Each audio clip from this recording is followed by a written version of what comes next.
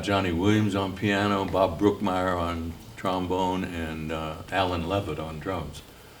So that rhythm section never really did gel, and so after a little while he asked me to leave and got his old bass player back from the earlier band, Teddy Kotick. So I looked around and saw that Teddy had just left Claude Thornhill in order to take Stan's job, so I went and took that job. And I spent that summer, 1953, on the road with Claude, another set of lessons that really taught me more about the bass, and I had more things to figure out. And lovely music. That was when I first heard Gil Evans's writing.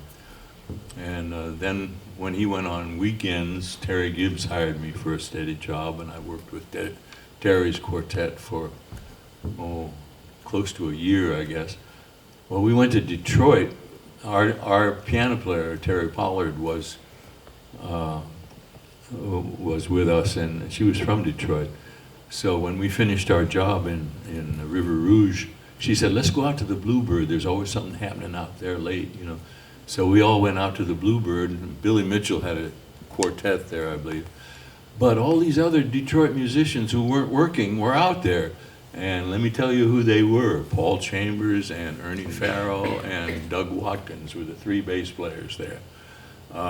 Tommy Flanagan, Barry Harris were the two piano players. Kenny Burrell was a guitar player. Pepper Adams was a baritone player. Thad Jones was a trumpet player. Elvin Jones and Wilbert Hogan were the drummers. I mean, I couldn't believe the level of musicianship that was going on there that night. I thought we were from New York and had the upper hand, but these guys were just fantastic. And they're all not working. So it wasn't more than maybe 6 months after that Miles Davis's group passed through Detroit.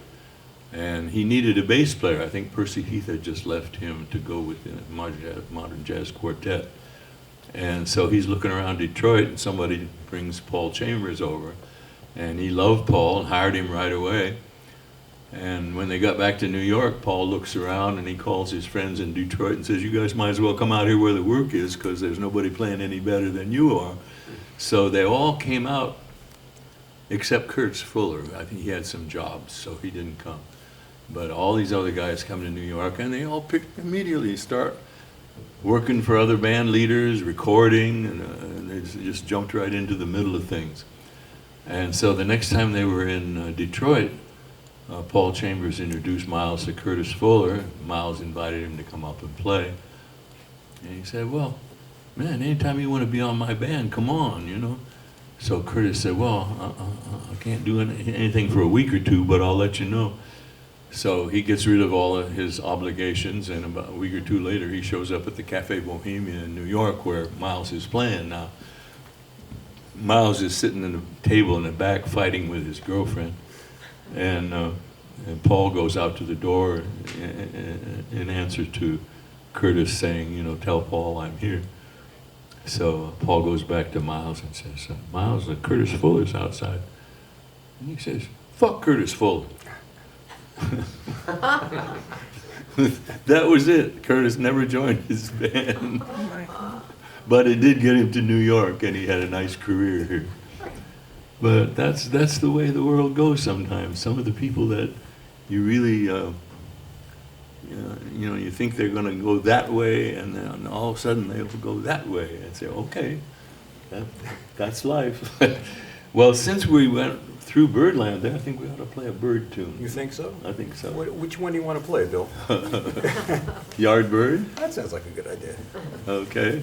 You were going to set us up on this.